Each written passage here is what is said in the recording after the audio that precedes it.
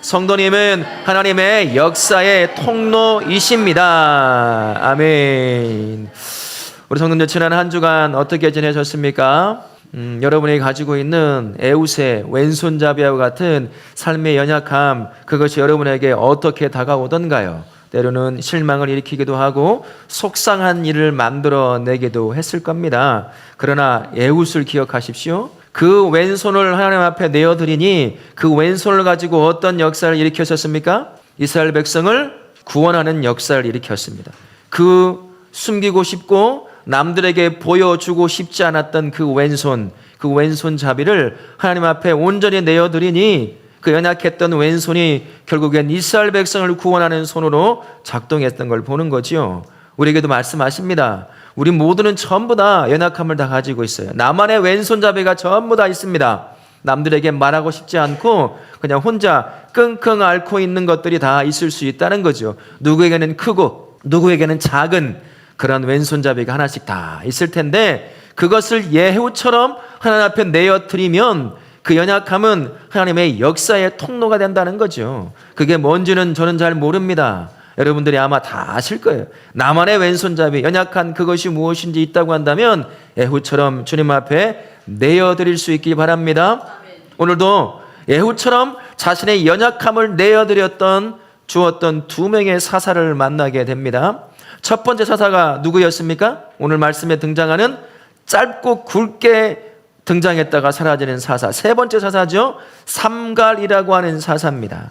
그에 대해서는 기록한 게 별로 없어요. 딱 3장 31절 그 한 절에만 나와 있습니다. 그러니 그가 누군지 잘 알 수가 없는 거죠. 그러나 말씀이 두 가지 힌트를 저와 우리에게 줍니다. 그의 이름 앞에 그를 수식하는 단어들, 그리고 그가 어떤 사역을 했는지를 보면 알 수가 있는 거죠. 삼갈을 두고 뭐라고 말씀하고 있습니까? 그게 누구의 아들이라고 얘기하죠? 아낫의 아들 삼갈이라고 이야기합니다. 아낫이라고 하는 이름이 가나안 민족들이 섬기던 우상들 중에 하나의 이름이었습니다. 유추해 볼 수 있겠죠. 이 사람이 어느 후손일지 대략적으로 짐작을 해볼 수가 있습니다. 가나안에 살고 있는 여러 민족들 중에 한 사람의 후손이 삼갈일 가능성이 굉장히 높다는 거죠. 어떤 성경학자들은 그가 애굽에서 파견받은 군인이 아니었겠느냐라고 말을 하지만 그러나 어디에도 기록은 없습니다. 저는 그의 이름 앞에 그의 조상, 그의 아버지의 이름을 쫓아보면 그가 가나안 사람 중에 한 명이었을 가능성이 높다는데 한 표를 던지죠. 그리고 그가 블레셋에서 이스라엘 백성을 구원할 때 그의 손에 들렸던 무기가 뭐였습니까? 소모는 막대기였어요. 우리가 알고 있는 소모는 막대기, 그 상상하시면 안 됩니다. 찾아보니까 대략 한 2.5m 정도 되는 좀 두꺼운 원형의 그런 나무더라고요. 그리고 한쪽 끝은 조금 삐죽해요. 또 한쪽 끝은 약간 삽처럼 넙죽한 그런 형태의 막대기입니다. 소모는 막대기라는 말은 뭐냐면 밭을 갈 때 손을 이용했을 텐데 소가 그냥 빤듯하게만 가는 건 아니지 않습니까? 그러죠? 엉뚱한 데로 가면 어떻게 해야 되겠어요? 이 삼갈은 이 막대기 끝을, 삐죽한 끝을 가지고 콕콕 찌르면서 이 바르게 갔던 용도로 사용했던 거죠. 그럼 반대에 넙죽했던 부분은 뭘 사용했을까요?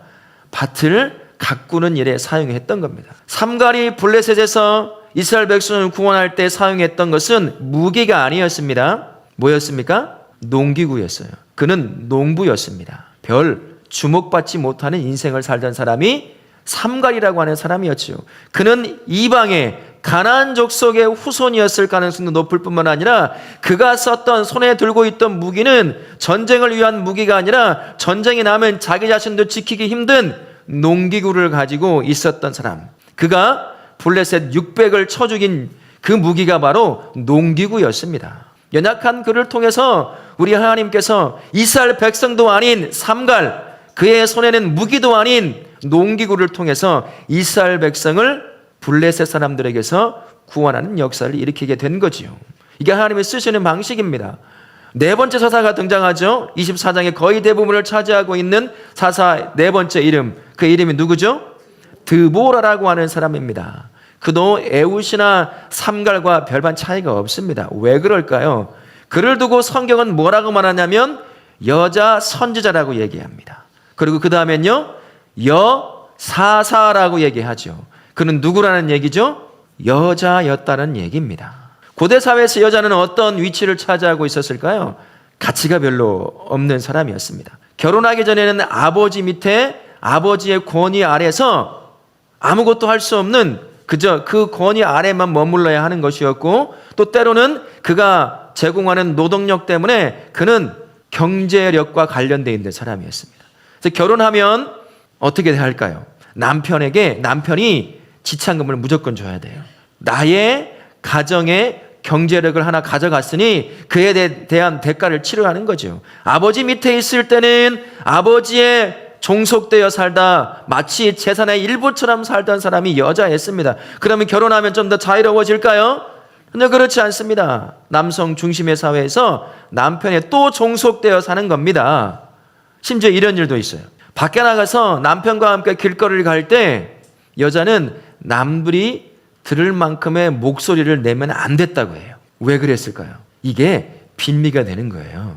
야, 당신이 내 앞에서 다른 사람이 들을 만큼의 소리를 내서 이야기하는 바람에 내가 창피를 당했어. 나 당신과 안 살 거야. 이혼의 빈미가 된 거예요. 그렇게 남편에 종속되어 살던 사람이 여자라고 하는 신분이었습니다. 그러면 신학에 들어오면 좀 더 좋아졌을까요? 아니, 그렇지 않아요. 별반 차이가 없습니다. 인구 수에도 들어가지 못했습니다. 남성에게 그 밑에 종속되어 사는 사람이었죠. 외부 출입도 쉽지 않은 사람이었습니다. 그저 노동력을 제공하는 그 사람. 그게 고대 사회에서는 여자라고 하는 신분의 위치에 있던 사람이었습니다. 그런데 드보라는 여자이면서 그는 어떤 여자였는가를 봐야 돼요. 그를 어머니라고 이야기합니다. 아내라고도 이야기해요. 판결을 하는 재판관이라고도 이야기를 합니다. 아내였다는 말은 무슨 말이죠? 한 남자의 종속되어 사는 나이 같은 여자라는 얘기죠. 여러 자녀의 엄마라는 얘기 아니겠습니까? 재판을 할 정도면 시퍼런 여자가 그곳에 앉아서 하면 듣겠습니까? 인생의 경험이 묻어나 있는 사람이 그 앞에 사사로 또는 선유자로 세워져 있어야 그 앞에 삶의 문제를 가지고 가서 재판을 받을 수 있지 않겠습니까? 그러면 여자 드보라는 어떤 여자라는 얘기예요? 나이 든 여자라는 얘기죠. 지금 가나안 왕 야빈과 함께 전쟁을 치러야 되는 게 누굽니까? 드보라예요. 사사로 부름받았으니까. 12명의 사사는 한 명만 빼놓고 전부 다 전쟁에 나갔던 사사예요. 가서 다 싸웠습니다. 전쟁에 나가지 않은 사사는 누가 있었을까요? 드보라 한 명밖에 없습니다. 나이 든 여자였기 때문이에요. 칼 들고 젊은 남자들을 앞서서 그들을 이끌고 전쟁에 나갈 수 없었다는 거죠. 이 연약함을 가지고 있었습니다. 삼갈도 그렇고 드보라도 그렇고 그들에게는 하나님의 손에 붙들려 쓰임받을 수 없는 악조건들이 가지고 있었다라고 할 수가 있는 거죠. 그런데 우리 하나님은 한결같으십니다. 어떤 사람을 쓰실까요? 능력 있고 지혜 있고 나 이런 능력이 있으니 이러한 능력대로 내가 무언가를 할 수 있어라고 자신을 드러내는 사람 하나님은 쓰지 않습니다. 지난 주에도 말씀드렸던 것처럼 그렇게 내가 이러한 사람입니다 라고 드러냈던 사람이 누구였었냐면 모세라고 하는 사람이었어요. 40년 동안 최고의 학문, 최고의 강대국 애굽에서 모든 걸 다 배웠던 사람입니다. 이 정도면 내가 하나님의 손에 이끌려 이스라엘 백성을 애굽의 종에서 구원할 수 있겠지라고 하는 마음을 갖고 있던 사람이 바로 모세였습니다. 그런데 그는 그 자기의 능력으로 한 일이 뭐였습니까? 사람을 쳐 죽이는 일밖에 못했어요. 그래서 40년 동안 광야 양 똥냄새 맡으며 광야에서 하나님께서 속된 말로 뭘로 만들었냐면 바보 멍충이로 만들어버렸어요. 지금 그대로는 못 쓰거든요. 지 잘났다고 지 능력대로 하려고 하는 사람 하나님이 쓰시지 않는다는 겁니다. 한결같다는 겁니다. 자신의 연약함을 인정하고 그 연약함을 주님 앞에 내려놓는 그 사람, 하나님은 그 사람을 한결같이 자신의 손에 붙들어 사용하시는 분이 우리 하나님이시다라는 것을 알 수가 있는 거죠. 이런 연약함 가운데서 이들이 쓰임받을 수 있었던 이유 첫 번째가 그것입니다. 자신의 연약함을 인정하는 사람들이었던 거죠. 그 연약함을 인정하고 그들이 하나님의 손에 붙들려 이스라엘 백성을 구원해내는 일들로 쓰임받을 수 있는 특별한 또 다른 그들만의 특징이 있었을 거예요. 어떻게 삼갈과 드보라는 그들이 가지고 있는 벗어날 수 없는 연약함을 품고 있는데도 불구하고 하나님은 그들을 이스라엘 백성을 구원하는 놀라운 역사의 현장에 동참시키고 쓰셨을까요? 그들이 가지고 있는 특별함이 무엇이 있었을까요? 우리랑 달랐을까요? 더 믿음이 좋고 더 지혜롭고 그랬을까요? 그렇지 않더라고요. 이들이 하나님의 손에 붙들려 쓰임받을 수 있었던 것은 그들이 순종했기 때문이에요. 다른 건 없습니다. 연약함을 인정하고 하나님이 부르신다면, 이런 나를 부르신다면, 쓰시겠다면 내가 그에 순종하겠습니다 라고 했던 것, 그게 바로 삼갈과 드보라가 하나님의 손에 붙들려 이스라엘 백성을 구원하는 놀라운 역사의 현장에 동참할 수 있게 된 거죠. 순종이란 뭡니까? 저는 순종을 이렇게 봅니다.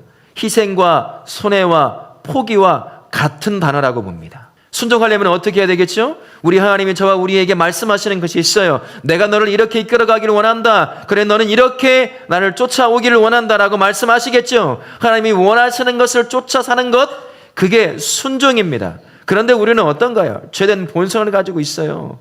순종하라고 말해도 순종이 잘 되던가요? 내가 원하는 거 하고 싶어요. 이 안에 죄성이 요구하는 것들이 있습니다. 그것이 좋다고 하고 옳다고 여기게 만드는 그것이 있어요. 그것을 하고 싶은 거지 하나님께서 원하시는 순종을 하고 싶은 게 아닙니다. 때로는 하나님이 원하시는 것과 내가 원하는 게 맞아떨어질 때가 있어요. 그럴 때는 순종하죠. 내가 원하는 것이니까, 죄된 본성에서 올라오는 것이라고 하더라도요. 그러나 하나님이 원하시는 것 거의 모든 건 죄된 본성이 요구하는 것과는 참 다른 것을 요구하십니다. 포기할 것들을 요구하셔요. 오늘 예배 나오셨잖아요. 이 추위, 오늘 영하 몇 도까지 떨어졌죠? 체감 온도가 몇쯤 되는지 아세요? 10도, 12도쯤 됩니까? 이런 날 이불 밖으로 나오고 싶은 분이 있을까요? 이불 밖은 위험한 곳이죠. 이불 안에 더 있어야 되는 거죠. 그런데 어떻게 해요? 하나님이 예배받기 원하시니까 그것 포기하고, 이불을 포기하고, 편안함을 포기하고, 추위를 무릅쓰고 예배 자리에 나오는 건 아니겠습니까? 순종이라는 그런 거예요. 내 안에 죄된 본성이 요구하는 것들을 포기하는 겁니다. 희생시키는 거죠. 그냥 내려놓는 거예요. 손해보는 겁니다. 그게 순종이라고 하는 거죠. 그런데 이 안에서 요구하는 것은 다르잖아요. 그런데 얼마나 갈등이 있겠습니까? 쉽지 않다라는 겁니다. 그래서 하나님은 신앙과 순종을 마치 성도의 동전의 앞면과 같은 것으로 바라볼 때가 있습니다. 동전의 한쪽이 사라지면 동전의 가치를 못하는 것처럼 순종은 곧 신앙이라고 부를 때가 많아요. 순종할 때 하나님은 그것을 기뻐 받으십니다. 불순종을 뭐라고 말할까요? 불신앙이라고 말합니다. 왜 그렇죠? 믿음이라고 하는 것, 신앙이라고 하는 것은 무엇을 통해 증명될까요? 순종을 통해 삶으로 증명됩니다. 내가 진짜 예수님을 믿는다면 하나님이 원하시는 길을 갈 수 있겠지요. 삶이 증명해내는 거예요. 그래서 사무엘상 15장 22절에 이렇게 말씀하시는 것이 있습니다. 같이 한번 읽어보도록 할까요? 시작. 순종이 제사보다 낫고 듣는 것이 순양의 기름보다 나으니. 순종이 하나님이 얼마나 귀하게 여기시는지, 순종 없이 예배를 드리고 제사를 드리는 것보다 순종하는 그 삶을 더 기뻐하신다고 말씀하시는 겁니다. 그래서 순종이라고 하는 건 단순히 감정적인 느낌이 아닙니다. 결단인 거예요. 내가 손해보겠다는 결단이죠. 포기하겠다는 결단입니다. 희생하겠다고 하는 결단인 거예요. 그러니 우리 하나님이 자신 앞에 나와 순종하는 그 삶을 얼마나 기뻐하시겠습니까? 이 순종이 얼마나 중요한지를 완벽하게 보여주신 분이 계십니다. 누구겠습니까? 예수 그리스도이셔요. 그러는 전능하신 하나님이십니다. 그런데 하늘의 보좌를 다 포기하셨어요. 왜요? 하나님 아버지가 우리 같은 죄인을 구원하기를 원하시는 걸 아셨습니다.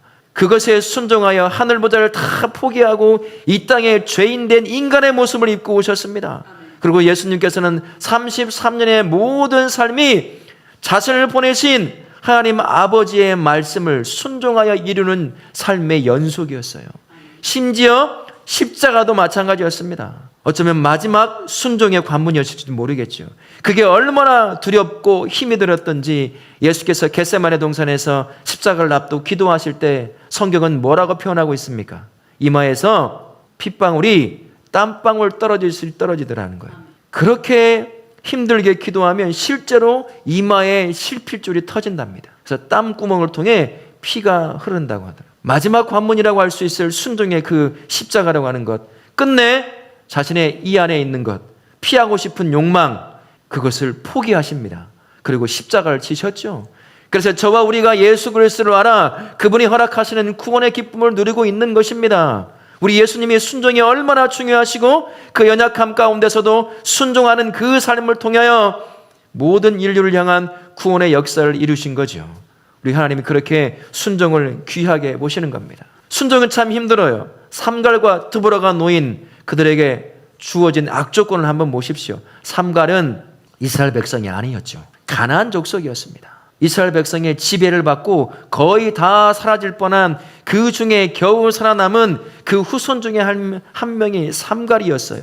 자기 민족을 구원하기도 바쁠 텐데 하나님이 그를 들어서, 이방인인 그를 들어서 이스라엘 백성을 구원하는 일에 사용한 겁니다. 그의 손에 들려진 무기는 뭐였어요?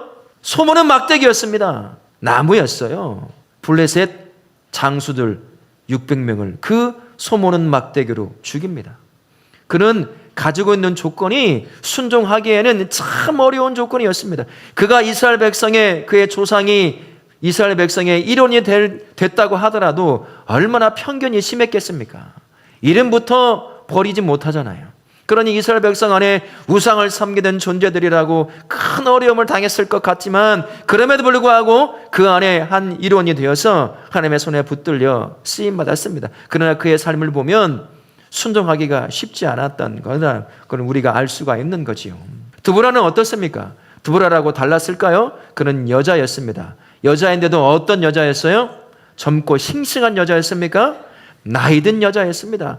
칼을 들고 앞에 나가 장수들 앞에서 함께 싸울 수 있는 그런 존재가 아니었다라는 거예요. 나이든 여자. 순종하기가 참 안 좋은, 지금으로 말하면 야 가망성이 없어 보이는데 야 그냥 포기해 라고 할 법한 그러한 악조건을 가지고 있던 사람들이 삼갈이었고 드보라였습니다. 그러나 이들에겐 그것만의 장애물이 있는 것이 아니었죠. 사사로 부름받으면요 포기할 것들이 많습니다. 이전에 살아왔던 나의 삶을 포기해야 돼요. 그에 대한 희생이 어떻겠습니까? 가족이 그대로 있겠지요.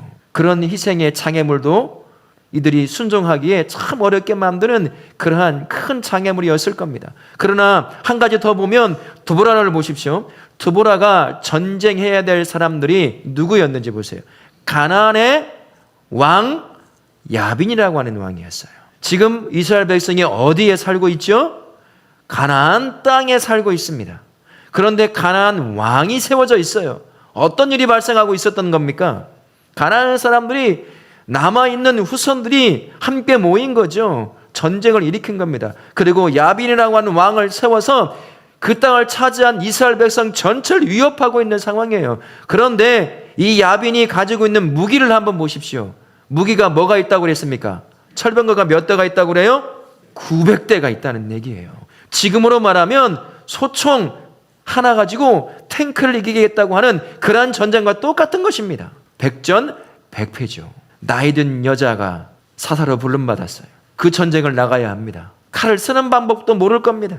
드보라 하나님의 손에 붙들려 순종할 그러한 조건이 없어요. 삼갈도 마찬가지고요. 악조건이었습니다. 그럼에도 불구하고 그들이 했던 것, 그 연약함을 하나님 앞에 내려놓고 순종으로 나아가니까 아무것도 할 수 없을 것 같아 보였던 그 삼갈과 드보라라고 하는 그 인생을 하나님이 들어서 이스라엘 백성을 구원해내는 역사를 이루어 놓으셨습니다. 우리 하나님이 쓰시는 방식이, 역사하는 방식이 항상 이래요.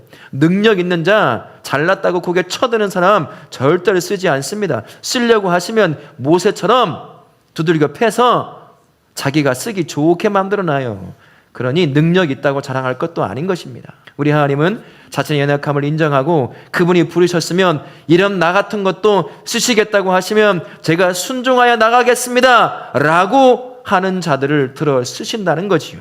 우리 하나님이 그렇게 자신의 연약함을 인정하고 순종하며 나아오면 사람이 보기에, 스스로 보기에도 나 같은 사람이 어떻게 철병력 900대 앞에 나가서 싸우겠습니까? 여자인, 나이든 여자인, 몇 살쯤 됐을까 생각해 보니까 50대 이상은 되지 않았을까 싶어요. 우리 성원사님쯤 됐을까요? 칼 줄 테니까 병거 900대에 가서 한번 쌓아보세요. 야 하다가 죽을걸요? 이게 여자예요. 근데 하나님은 그 여자를 들어서 어떻게 쓰시는지 보십시오. 하나님은 그 여자를, 그 연약한 드보라라고 하는 여자를 들어서 쓰시는데 자신만의 방식으로 쓰십니다. 어떻게 쓰시냐면 사람을 붙여주셔요. 드보라에게 붙어있는 사람 2명이 있습니다. 하나님이 붙여주신 사람 2명이 있어요. 드보라가 직접 나가 전쟁 싸우지 않아요. 하나님이 누구를 불러 세우십니까? 드보라를 통해서 하나님이 너를 불렀다라고 해서 겁쟁이처럼 등장하는 한 사람이 있습니다. 누구죠? 바락이라고 하는 사람이에요. 그 사람을 하나님이 드보라에게 붙여주십니다. 누가 나가서 싸웁니까? 바락이 나가서 싸워요. 드보라가 안 나간단 말입니다. 우리 하나님이 그렇게 역사하십니다. 내가 능력이 없어서 쓸모가 없어 보여요. 그런데도 하나님 나를 부르셨습니다. 나는 그 부르심에 순종합니다. 뭐 하려고 나를 이 나이에, 60이 넘고 70이 넘은 이 나이에 왜 나를 지금 이곳에 세우셨을까? 라고 생각할지 모르지만 그런 나를 통해 이루실 역사가 있으니 다른 사람을 불러 모으신다는 겁니다. 바락만 붙여주시지 않았어요. 야빈의 군대 장관 이름이 뭐죠? 시스라입니다. 시스라를 누가 죽였을까요? 바락이 죽였나요? 아닙니다. 바락이 안 죽였어요. 누굴 붙여주셨냐면 야일이라고 하는 나이 많은 여자를 붙여주셨습니다. 나이 많은 여자인 드보라가 못하는 일을 바락을 통해서 다 만드셔 놓고 누구를 통해 이것을 끝내셨냐면 나이 많은 여자 야엘이라고 하는 여자를 들어서 시스라를 죽입니다. 여러분 야엘이 누군지 아세요? 야엘이요 모세의 그 장인, 오늘 말씀에는 이름이 뭐라고 나와 있어요? 호밥이라고 나와 있거든요. 또는 이드로라고 얘기도 하고요. 그의 후손입니다. 그 나이든 여자 야엘을 통해서 시스라가 죽임을 당합니다. 전쟁이 그렇게 끝나버려요. 하나님이 그렇게 붙여주십니다. 나는 능력 없어, 내가 보기에 아무것도 할 수 없어 보이지만 그래서 왜 나를 하나님이 부르시는 걸까? 라고 생각할 법한데 그러면은 우리 하나님이 사람을 붙여주신다는 겁니다. 사람만 붙여주실까요? 우리 하나님은 내가 속해 있는 그 악조건, 환경이라고 하는 그 악조건을 하나님이 사용하십니다. 악조건을 사용하셔요. 삼갈이 놓여있는 악조건이 뭡니까? 그는 이스라엘 백성이 아니었어요. 야헬은 또 누굽니까? 그도 이스라엘 백성이 아니었어요. 시스라라고 하는 이 사람이 바락에게 져서 도망쳐 갑니다. 그가 숨어 들어간 집이 어떤 집이죠? 야일이라고 하는 집이에요. 근데 성경은 그 집을 설명하기를 모세의 장인 호밥의 후손의 며느리 아내 야일이라고 이야기합니다. 그러면서 붙여 설명하기를 지금 누구와 친분관계가 있다고 얘기를 하죠? 바락이 아니죠. 시스라와 친분관계가 있다고 얘기합니다. 그 둘은 이방인이잖아요. 유대 사람들이 아니고 이스라엘 사람들이 아니잖아요. 아마 시스라가 야헬의 집에 들어갈 때 왜 편하게 들어갈 수 있을까? 그가 이스라엘 백성이 아니었기 때문입니다. 가나안 땅에서 공공의 적은 누구겠습니까? 이스라엘 백성이에요. 그러니 서로 친분을 맺을 수밖에 없는 겁니다. 설마 이 여자가 나를 죽일까? 전혀 그 생각도 안 했을 겁니다. 전쟁에 패해서 도망치고 있습니다. 잡히면 죽고 왕 앞에 가면 전쟁에 패했으니 그에 대한 책임도 물어야 돼요. 그런 사람이 야엘의 집에 들어가서 지금 뭐 하고 있죠? 콜콜 자고 있어요.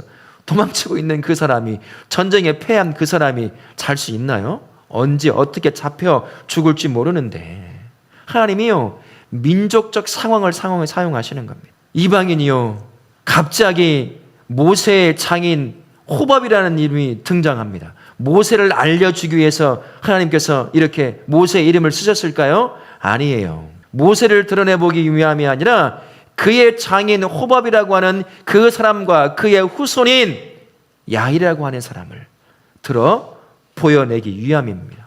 하나님께서는 때로 필요하시다면 내가 속해 있는 연약한 그 환경, 좋지 못한 환경도 자신의 역사를 이루는 도구로 사용하실 수 있는 분입니다.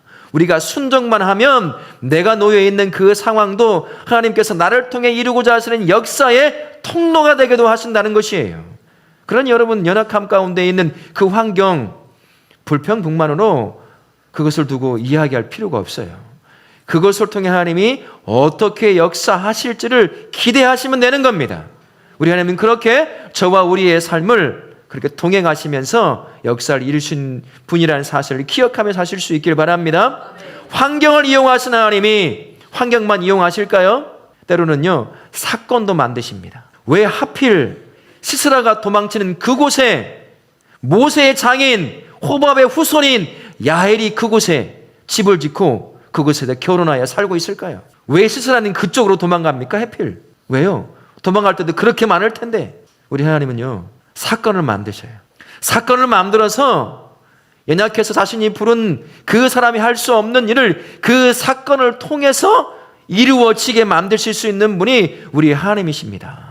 우리 하나님에게는 내 연약함은 아무 소용이 없어요. 중요하지 않아요. 중요한 게 뭘까요? 자신의 연약함을 인정하고 자신 앞에 부르심에 순종하며 나아가는 것이 중요한 겁니다. 네 연약함이 중요하지 않아요. 우리 하나님은 그 연약함조차도 어떻게 사용하십니까? 자신의 역사의 통로로 사용하셔요. 사람을 붙여주시고 환경을 허락하시고 사건을 만들어서 그 역사를 이루도록 하시는 분이 우리 하나님이십니다.